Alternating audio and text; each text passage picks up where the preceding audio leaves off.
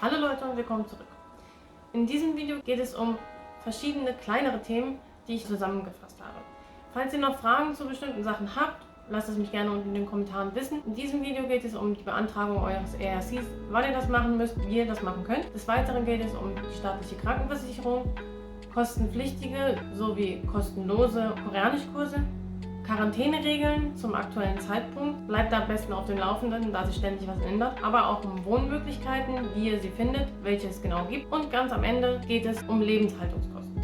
Zuerst zum ERC. Ich blende euch hier nochmal eine Liste dazu ein. Die Anmeldefrist ist 90 Tage nach der Einreise.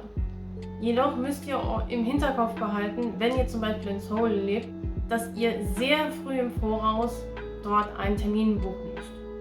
Im Falle des ERCs für ein Working Holiday braucht ihr zuerst einen Reisepass für die ganze Aufenthaltsdauer und eine Kopie eures Passes. Anschließend ein Antragsformular, ich blende euch das hier ein. Wie bei der Beantragung für das Visum von einem Working Holiday braucht ihr auch in Korea für euer ERC diesen Reiseplan. Als nächstes den Nachweis zur Unterkunft. In diesem Fall, je nachdem wo ihr aktuell wohnt, weiß der Vermieter schon genau, welche Dokumente benötigt werden. Als nächstes steht in der Auflistung ein Arbeitsvertrag. Falls ihr einen habt, gebt ihn besser ab. Falls ihr keinen habt, ist das aber auch nicht schlimm. Und zu guter Letzt ein Passbild mit den Maßen 3,5 x 4,5. Wie schon im letzten Video angemerkt, muss es mit einem weißen Hintergrund aufgenommen worden sein. Eine Gebühr von 30.000 koreanischen Won. Diese müsst ihr in eine Wertmarke umtauschen vor Ort. Ich habe in meinen Unterlagen zur ERC-Beantragung nochmal nachgesucht und habe meinen Revenue Stamp gefunden, den seht ihr gerade hier. Ganz oben seht ihr den Zahlungsgrund, in diesem Fall die ERC-Beantragung. Die zweite weiße Box ist der Antragsteller, also in eurem Fall euer Nachname. Danach kommt die Antragsgebühr und ganz unten seht ihr normalerweise die Rechnungsnummer. Die Revenue Stamp kriegt ihr in den meisten Fällen an einem Automaten. Da müsst ihr euren Pass reinlegen. Anschließend kriegt ihr die Auswahl, was ihr machen wollt. Dann klickt ihr einfach auf ERC-Beantragung. Es gibt manchmal unterschiedliche Amounts, die ihr auswählen könnt. Drückt drauf, gebt das Geld ein. Das Geld muss passend sein und erhaltet am Ende die Quittung für den Revenue Stamp. Kurz beschrieben zum Ablauf.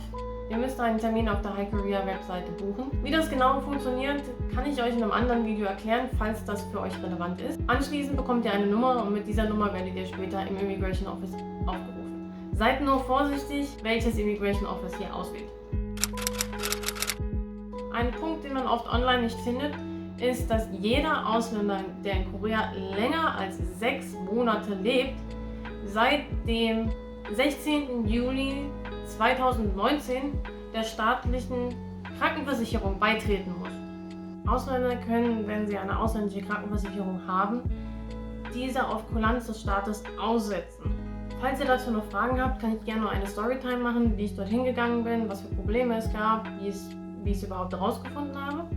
Ich lasse euch noch hier als Information einmal die Telefonnummer, bei der ihr anrufen müsst und die SMS, die ich bekommen habe, wo genau ich mich melden muss. Ein kleiner Tipp von meiner Seite: Es gibt dort zwar englisch sprechende Mitarbeiter, falls ihr nicht gut Koreanisch könnt.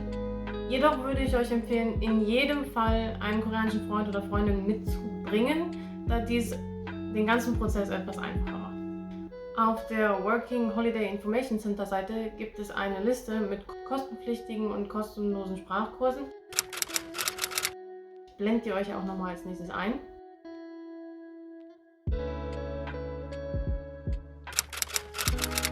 Da ich zur Quarantäne nichts Falsches sagen möchte, gebe ich euch den Stand vom 20. Juni, der auf der Seite des Auswärtigen Amtes war. Ich blende es euch ein, ihr könnt gerne pausieren. Kurz zusammengefasst geht es um die Regeln für den PCA-Test bei der Einreise und zur Quarantänegebühr von 2,1 Millionen koreanischen Won, falls ihr in eine Government Facility geht.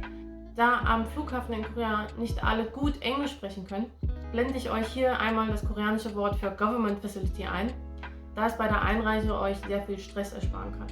Falls ihr mehr über die Quarantäne wissen wollt oder einen Erfahrungsbericht, wie es bei mir gewesen ist, lasst es mich gerne in den Kommentaren wissen und dann mache ich ein separates Video dazu.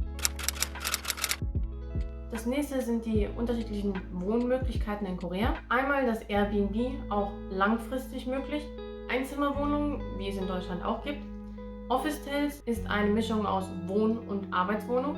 WGs, wie wir sie auch aus Deutschland kennen. Ein Goshiwon, ein kleines Zimmer für euch alleine mit eigenem oder Gemeinschaftsbadezimmer oder mit anderen zusammen in einem Zimmer in einem Gasthaus. Wie ihr Wohnungen finden könnt. Einmal hört sich zwar altmodisch an, aber Facebook-Gruppen. Es gibt viele verschiedene Facebook-Gruppen in Korea. Einige davon sind besonders für Ausländer geeignet zum Austausch von Informationen, aber auch zum anderen für die Wohnungssuche. Das heißt, dort findet ihr sehr, sehr gut Mitbewohner oder WGs. Und deswegen würde ich euch empfehlen, dort zu gucken oder auf Seiten wie Craigslist. Zu guter Letzt habe ich euch nochmal einen Auszug aus dem WHCI, also dem Working Holiday Information Center, rauskopiert. Ich plane später nochmal ein Video über die Ausgaben in Korea zu machen. Ich würde gerne wissen, was euch mehr interessiert. Eine ganze Woche, ein ganzer Monat, Ausgaben nur rund um die Wohnung oder eine totale Zusammenstellung. Das war's erstmal für dieses Video. Ich hoffe, ihr schaut beim nächsten Mal auch zu. Und hier seht ihr den Everland Rose Garden. Bis zum nächsten Mal. Ciao!